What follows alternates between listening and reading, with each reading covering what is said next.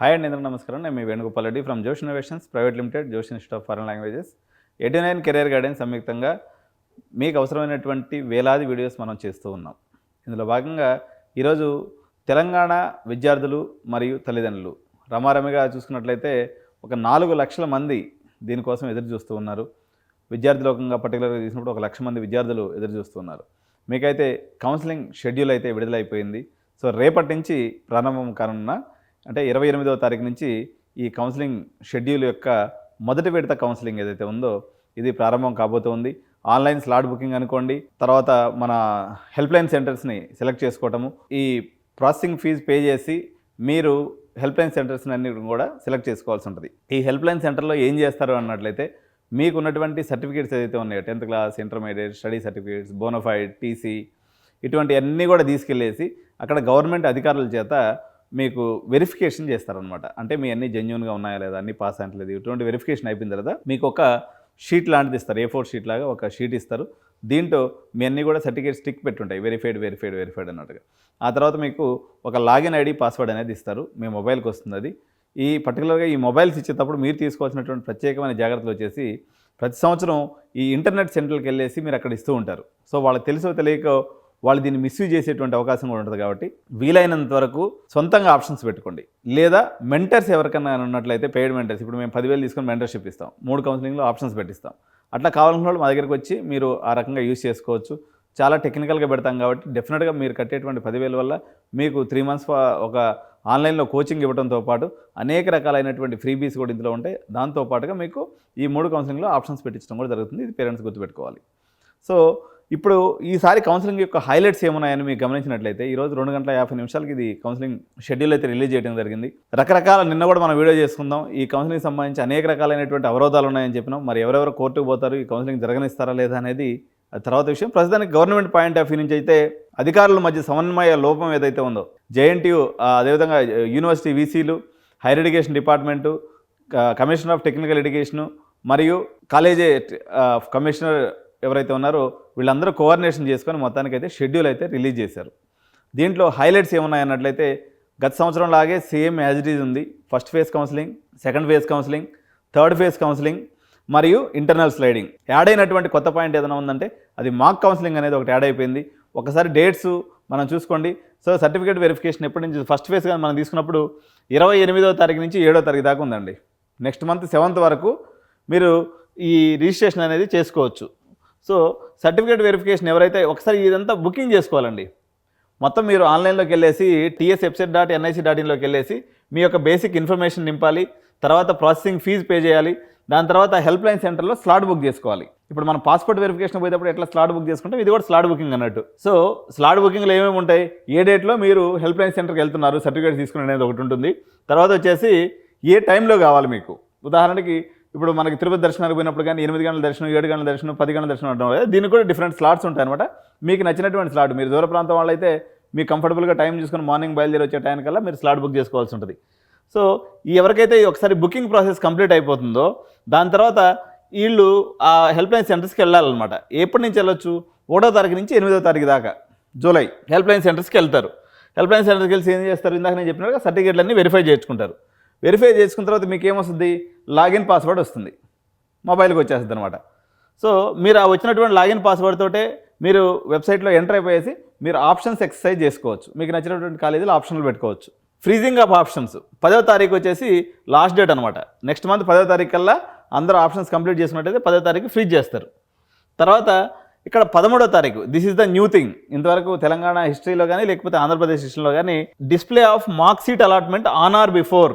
13వ తారీఖు మీకు టెంటేటివ్గా మీరు పెట్టుకున్నటువంటి ఆప్షన్స్కి ఏ కాలేజీలో సీట్ వచ్చిందనేది చెప్తారు. దాన్ని బట్టి మీరు ఏదైనా తప్పులు చేస్తున్నట్లయితే మళ్ళీ దాన్ని సరిదిద్దుకోవచ్చు.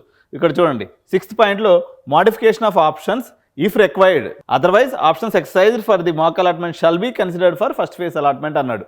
అంటే మీరు మార్క్లో వచ్చినటువంటి సీటు మీకు సమ్మతమే అనుకోండి, మీరు మళ్ళీ ఆప్షన్స్ పోయి చెదరగొట్టద్దు. మీకు వచ్చినటువంటి కాలేజీ సమ్మతం కాదు అనుకున్నట్లయితే మళ్ళీ మీరు 14వ తారీఖు నుంచి 15వ తారీఖు వరకు 2 రోజుల పాటు మీరు చేసినటువంటి ఆప్షన్ ఎక్సర్సైజ్ని మళ్ళీ మార్చుకోవచ్చు. మీరు మార్చుకున్నటువంటి ఒకవేళ మీకు సపోజ్ మొదటి దాంట్లో వచ్చేసి గోకరాజ్ కాలేజ్ వచ్చింది, మీరు వచ్చినటువంటి ఆప్షన్స్ అన్నీ చెదరగొట్టేసి ఏదో మళ్ళీ తర్వాత కాలేజీలో CMR వచ్చింది అనుకుందాం. అయ్యో నేను గోగరాజ్ ఆప్షన్స్ ఉన్నాయా నాకు అవి ఉన్నాయి అనుకునేదానికి లేదు అట్లా. మీరు ఒకసారి ఆప్షన్స్ మాడిఫై చేస్తారంటే మీరు మాడిఫై చేసినటువంటి ఆప్షన్స్ ప్రకారమే మీకు సీట్ అలాట్మెంట్ అనేది అవుతుంది. సో 15వ తారీఖు తర్వాత మీకు ఫ్రీజ్ అయిపోద్ది, ఇంక మళ్ళీ మీరు ఆప్షన్స్ చేంజ్ చేయడానికి ఉండదు. ప్రొవిజనల్ అలాట్మెంట్స్ ఆఫ్ సీటు 18వ తారీఖు మీ మొబైల్కి సంక్షిప్త సందేశం లేకపోతే మెసేజ్ అనేది వస్తుంది, మీకు ఏ కాలేజీలో సీట్ అలాట్ అయింది అనేసి. ఓకే, అలాట్ అయిపోయింది, కంగ్రాచులేషన్స్, అందరికీ వచ్చేసింది సీటు. దాని తర్వాత ఏం చేయాలా, మళ్ళీ వెబ్సైట్లోకి పోవాలా. అక్కడ మీరు సపోజ్ సిఎంఆర్ కాలేజ్ వచ్చింది అనుకుందాం, లేకపోతే గీతాంజలి కాలేజ్ వచ్చింది అనుకుందాం. గీతాంజలి కాలేజ్ సీట్ వచ్చినట్లయితే మీరు గీతాంజలి కాలేజ్ ఫీజు ఎంత ఉందో చూసుకొని, మీకు రీయింబర్స్మెంట్ క్యాండిడేట్స్ అనుకోండి 35,000 ఫీజు రీయింబర్స్మెంట్ పోను, రిమైనింగ్ డబ్బుల్ని నెట్ బ్యాంకింగ్ ద్వారా కానీ, లేకపోతే మీ యొక్క ఏటీఎం కార్డు, డెబిట్ కార్డు ద్వారా కానీ, క్రెడిట్ కార్డు ద్వారా కానీ ఆన్లైన్లో మీరు పే చేసుకోవాలి. కాబట్టి మీరు తగినంత బ్యాలెన్స్ని కార్డులో కానీ లేకపోతే బ్యాంకులో కానీ పెట్టుకోవాలి. చాలా సందర్భాల్లో ఇక్కడ ప్రాబ్లం ఏమొస్తుందంటే, మీరు యూపీఐ అని పెట్టుకుంటారు. యూపీఐ లిమిట్ 25,000, 50,000, ₹1,00,000 ఉంటుంది. సపోజ్ ఆ కాలేజ్ ఫీజు 1,50,000 ఉంది అనుకోండి, యూపీఐ ద్వారా పే చేద్దామని మీరు గమ్మగా ఉంటారు. లాస్ట్ డేట్ వచ్చేసరికి మీ యూపీఐ పనిచేయదు, ఆ రోజుకి మీ సీట్ క్యాన్సిల్ అయిపోతుంది. కాబట్టి మీరు తగినటువంటి రొక్కము లేకపోతే మనీని మీరు జాగ్రత్తగా భద్రపరచుకోండి. అదేవిధంగా మీ డెబిట్ కార్డ్ లేకపోతే క్రెడిట్ కార్డ్ లేదా నెట్ బ్యాంకింగ్, ఓఆర్ఆర్, ఈ మూడైతే పెట్టుకోండి. ఎప్పుడు యూపీఐ అని నమ్ముకోవద్దు ఈ విషయంలో. కాబట్టి ఇక్కడతో మొదటి ఫేజ్ యొక్క కంప్లీట్ అయిపోయింది. మరి తర్వాత రెండవ ఫేజ్ 25/7 తారీఖు, అంటే ఎన్ని రోజులు గ్యాప్ వచ్చింది, రిపోర్టింగ్ అయిపోయిన తర్వాత మళ్ళీ 3 రోజులు గ్యాప్ ఇచ్చి రెండో ఫేజ్ కౌన్సిలింగ్ పెట్టారు. జూలై 27వ తారీఖు స్టార్ట్ అయ్యేటువంటి రెండో ఫేజ్ కౌన్సిలింగ్ మళ్ళీ సేమ్ ప్రాసెస్ ఉంటుంది అనమాట.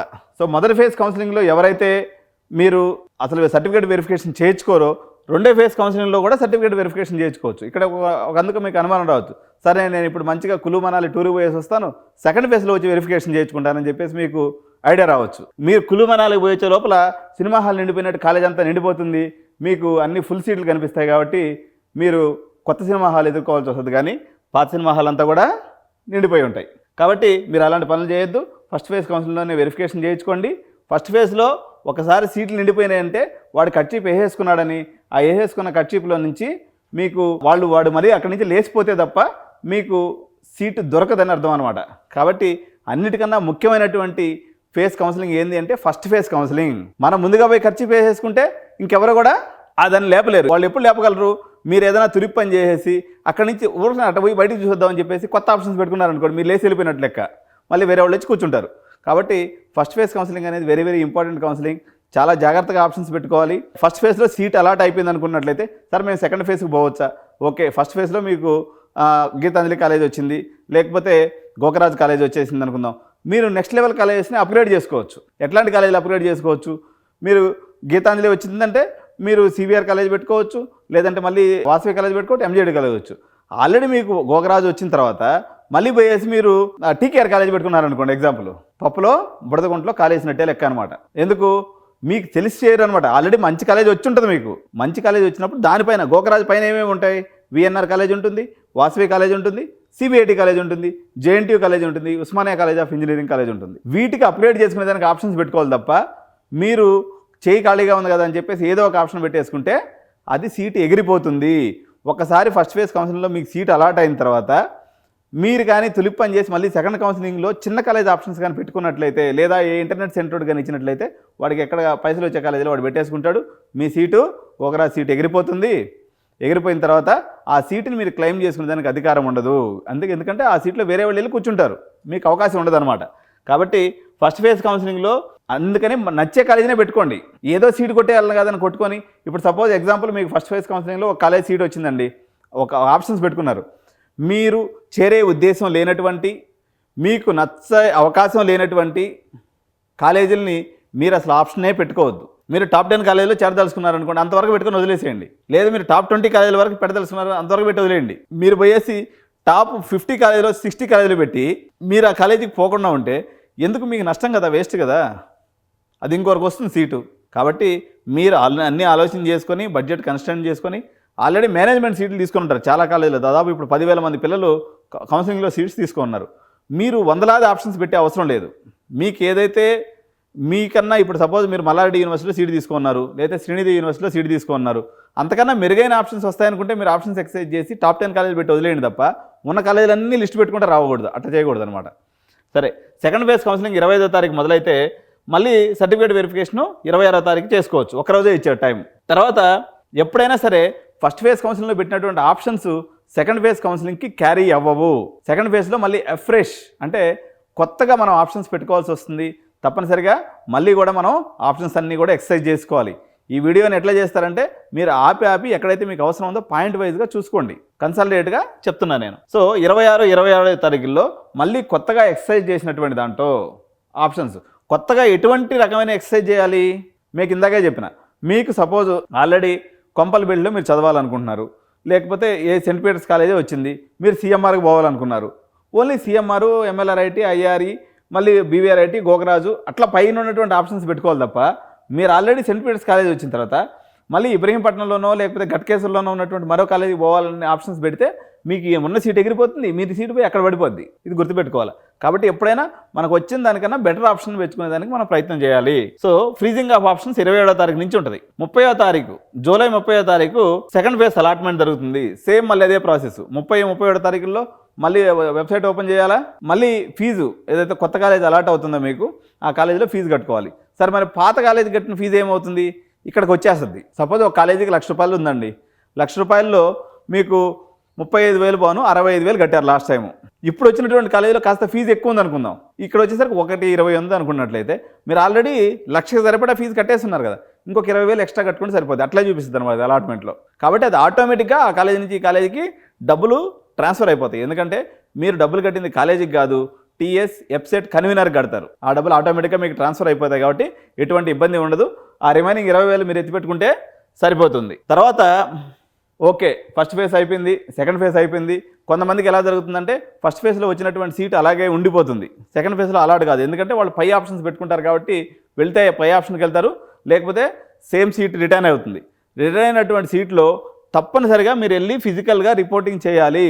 కాలేజీ వాళ్ళు జెరాక్స్లు తీసుకురమ్మని చెప్పి వీళ్ళు అలాట్మెంట్లో ఇస్తారు, కానీ ఇక్కడ మోసం జరుగుతుంది. మీకు జెరాక్స్ సర్టిఫికేట్లు ఎత్తుకుపోతే ఎవరు కూడా మీకు కాలేజీలో రిపోర్ట్ చేసుకోరు. కాబట్టి 10th క్లాస్ నుంచి ఏదైతే వెరిఫికేషన్కి మీరు ఒరిజినల్ సర్టిఫికేట్స్ పట్టుకుపోయారో అన్ని ఒరిజినల్ సర్టిఫికేట్స్ పట్టుకొని దాంతోపాటు కాలేజీ వాళ్ళు మిస్లీనియస్ ఫీజు అనే రూపంలో 10,000 నుంచి 50,000 దాకా ఛార్జ్ చేస్తారు. ఈ పైసలన్నీ చేతిలో పెట్టుకొని క్యాష్ రూపంలో ఎత్తుకుపోయి కాలేజీకి పెడితే అప్పుడు ఆయన ఏం చేస్తాడు, updating candidate joining details by college 3వ తారీఖు దాకా చూసుకొని 3వ తారీఖు సాయంత్రం 5 గంటల లోపల గవర్నమెంట్ ఆఫ్ తెలంగాణకి లేదా హైయర్ ఎడ్యుకేషన్ కౌన్సిల్కి అయ్యా నా దగ్గర ఇదిగో 100 మంది సీట్లు ఉన్నట్టయితే ఈ 90 మంది వచ్చారు, ఈ 10 సీట్లు మిగిలిపోయినటువంటి సమాచారాన్ని తెలంగాణ ప్రభుత్వానికి తెలియజేస్తాడు. ఇక్కడ చూడండి, నోట్ ఏంటంటే సెకండ్ ఫేజ్ తర్వాత కంపల్సరీగా కాలేజీకి వెళ్ళాలి. ఇక్కడ జెరాక్స్ కాపీస్ అన్నారు, ఒరిజినల్ టీసీ అన్నారు, కానీ కాలేజీలో అయితే మొత్తం సర్టిఫికేట్లు తీసుకుంటారు. ఇదైతే నిజం, ఇది ఒకటే అబద్ధం. పాయింట్ నెంబర్ 2 ఈజ్ అబద్ధం. Candidates allotment in second phase, ఎవరైతే సెకండ్ ఫేజ్లో నాకు కాలేజీ నచ్చలేదని కాలేజీకి వెళ్లకుండా ఉండిపోతారో వాళ్ళు థర్డ్ ఫేజ్కి వెళ్ళడానికి లేదు. ఓకే మిత్రులారా, థర్డ్ ఫేజ్కి వెళ్ళడానికి లేదు. సో మళ్ళీ ఫైనల్ ప్లేస్లో కూడా ఏదో మిగిలిపోయిన అడుగుబడుగు కొన్ని సీట్లకి మళ్ళీ సేమ్ ప్రాసెస్, ఆన్లైన్లోకి వెళ్ళటం, అప్లికేషన్ ఇవ్వటం, ఇవన్నీ ఒకసారి చేస్తే సరిపోద్ది. ఎవరన్నా చేయకుండా మిగిలిపోయినటువంటి వాళ్ళు ఉంటే అటువంటి వాళ్ళు ఇక్కడ చేసుకోవాలి. సో 5వ తారీఖు 8వ నెల ఆగస్టులో ఈ స్టోరీ అంతా మళ్ళీ నడుస్తుంది.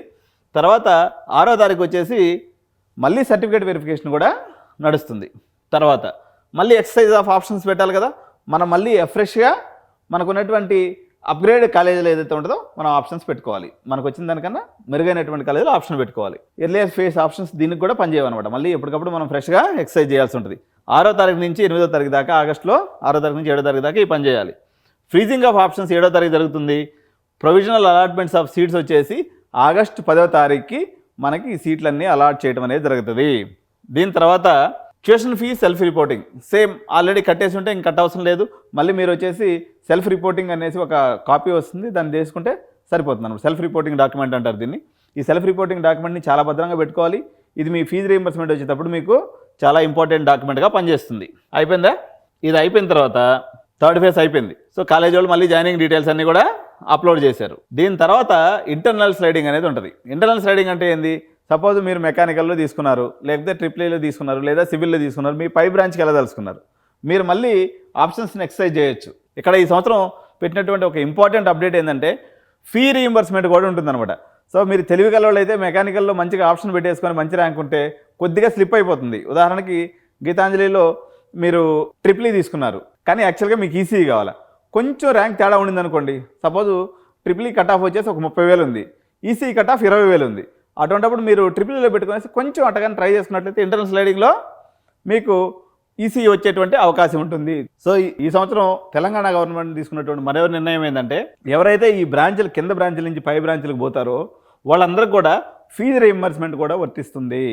ఓకే, తర్వాత ఈ ఇంటర్నల్ స్లైడింగ్ అయిపోయిన తర్వాత ఇంటర్నల్ స్లైడింగ్కి ఫ్రీజింగ్ ఆఫ్ ఆప్షన్స్ వచ్చేసి 19వ తారీఖు జరుగుతుంది. ఓకే, దాని తర్వాత అలాట్మెంట్స్ ఆఫ్ సీట్స్ 22/8వ తారీఖు అంటే ఆగస్ట్ 22వ తారీఖు ఈ ఆప్షన్స్ అన్నింటినీ కూడా ఫ్రీజ్ చేసి new allotment order internal sliding విషయంలో కానీ లేదా సెల్ఫ్ రిపోర్టింగ్ ద్వారా వెబ్సైట్ చేసి new branch with in the same college ఉంటే కూడా మీరు అక్కడ రిపోర్టింగ్ తీసుకోవచ్చు. ఇదంతా ప్రాసెస్ ఎప్పటి లోపల అయిపోతుంది?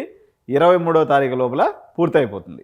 అంటే మీ ఓరియంటేషన్ డే కానీ లేకపోతే మీకు ఫ్రెషర్స్ డే కానీ అప్రాక్సిమేట్గా మీకు 22 నుంచి 23వ తారీఖు మధ్యలో పెట్టుకుంటారు.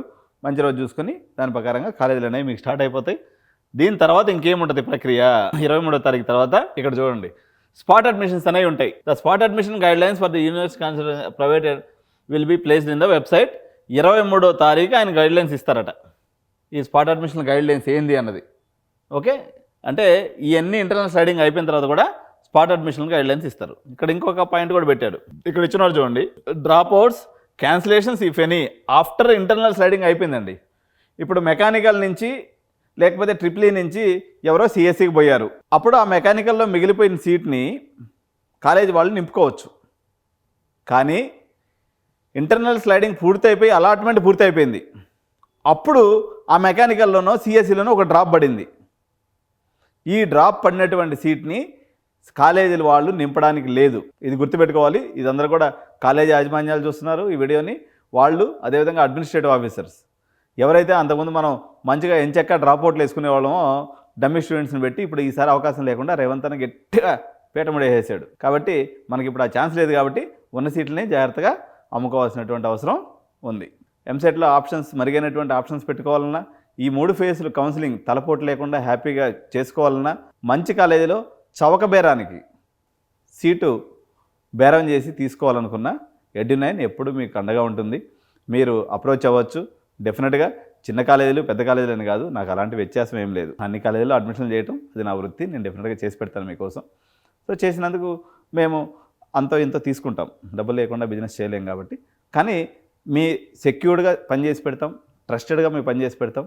అండ్ స్టూడెంట్ వెల్ఫేర్ అనేదాన్ని ఖచ్చితంగా పరిగణనలోకి తీసుకొని మేము ఒక పని చేస్తాం తప్ప మనీ సంపాదించడం ఒకటే జయం కాదు.